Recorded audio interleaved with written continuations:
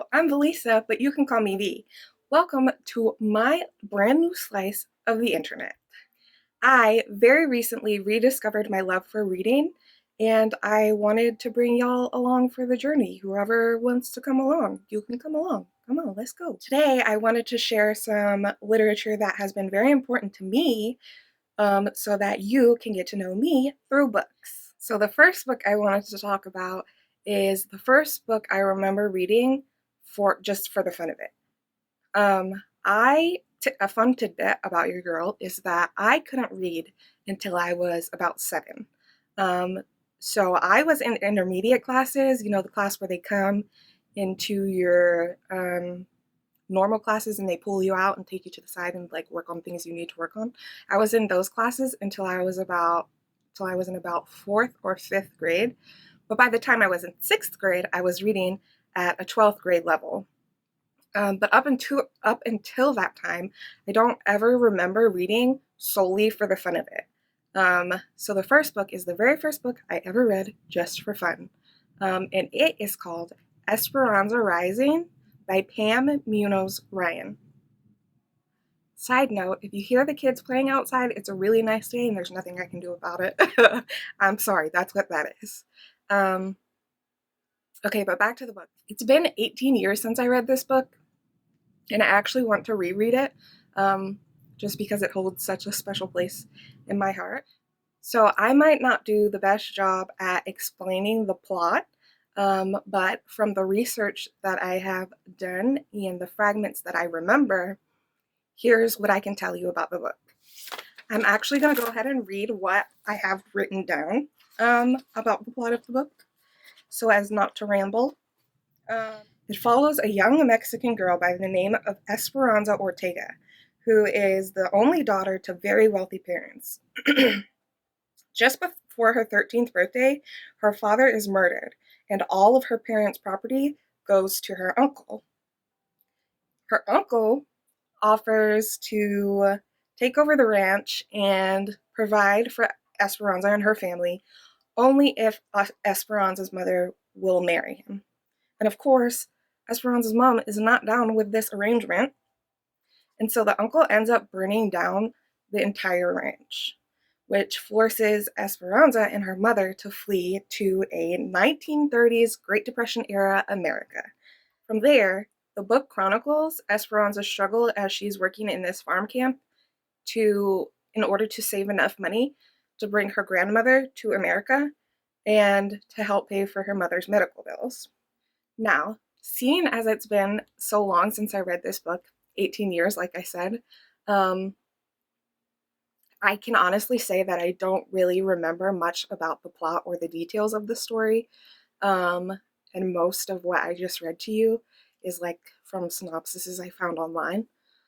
But I can say that I really truly remember how it made me feel. Reading this book was the first time I ever remember feeling attached to a character in a book and feeling so emotionally invested in the story and how it played out. Obviously, it really made a tremendous impact on me for me to be able to clearly remember those feelings 18 years later. Which brings us to the next book I wanted to talk about. Clearly, my empathetic ass is someone who feeds on the emotions a book brings up for me. So in order for me to be 100% invested in a book, it has to make me feel something, whether that be pain or grief, love, joy in my heart. It has to make me feel something. And so I wanted to talk about one of my very favorite authors, Ellen Hopkins. I have about 8 of her books, but I'll just show these 2 because it's a whole fat stack. These books are big. While I haven't read all of her books, I have loved every single one that I have read, and some of her other books are definitely on my TBR. With that being said, I will say you should definitely mind the trigger warnings on any of Ellen's works because she always deals with very heavy, raw, and a real subject matter, and her stories almost never have a happy ending. That's something that I like about them. She keeps it real. And it can be a lot, emotionally to process sometimes.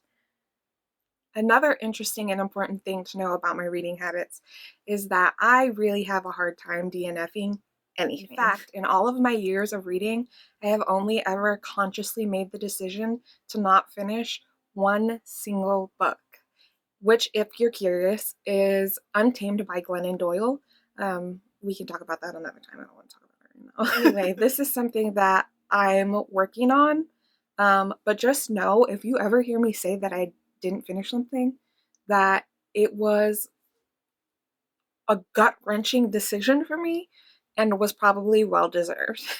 Now that we've got that out of the way, let's talk about my top 3 favorite genres. She is a poetry girly. Not only do I write poetry and consume poetry, but this avenue of expression and storytelling will always and forever be my favorite. Currently, my favorite poetry collection is She Is the Poem by June Bates, which is centered around the sapphic experience in love, life, and family acceptance.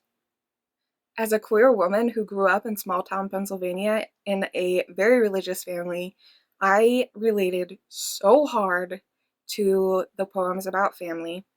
And there were a lot of poems in this collection that really tugged on my hopeless romantic heartstrings and really reminded me of my person, which was nice.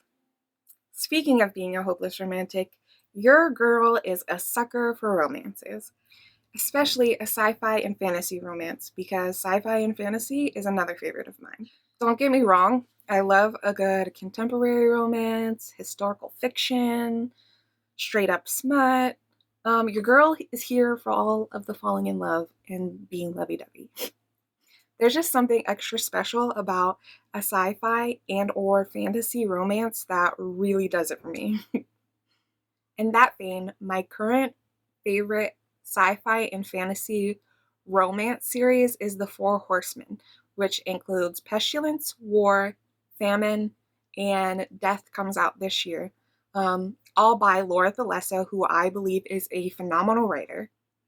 This series follows the embodiment of each horseman respectively, as they're going about the earth causing destruction. Enter the fiery female protagonists of each of their respective books. And we have a sublime enemies to lovers situation in each book. Well, at least in the 3 that I have already read. And surprisingly, 3 different books by the same author with the same trope isn't as redundant as one might think. Laura does an excellent job at keeping each story unique and making sure the characters in each book are their own. The only thing that would make this series better for me is if it were sapphic. Because, come on, just imagine it. The 4 horsewomen of the apocalypse. Yeah. Lastly, I wanted to share the books that I am currently reading. I won't say too much about them because I am currently reading them and haven't made too much progress on any of them. But I thought I'd share them nonetheless. The first book that I am currently reading is Delilah Green Doesn't Care by Ashley Herring Blake. Now, I chose this book to read because I just finished reading you can't see it, but I just finished reading Pew by Catherine Lacey, and it was kind of heavy and philosophical, so I wanted something that was going to be a little easier, a little more light, and a little more fun to read. So I chose this romance. Also, I've been buddy reading Robin Wall Kimmerer's Braiding Sweetgrass with my partner. We are about 121 pages in, and I have nothing but great things to say about this book so far. I've tabbed the hell out of it. So obviously it's doing something for me. The last book I'm reading was actually a gift to me. And it is a graphic novel by Emil Ferris called My Favorite Thing is Monsters. I really love the characters so far and the art style in this novel. And that, humans and extraterrestrials, will do it for me today. I hope you enjoyed my very first video and that it gave you some insight about what you can expect from me. If you want to come along on my journey, You're welcome to subscribe. Make sure you like and comment, and I will see you in the next one.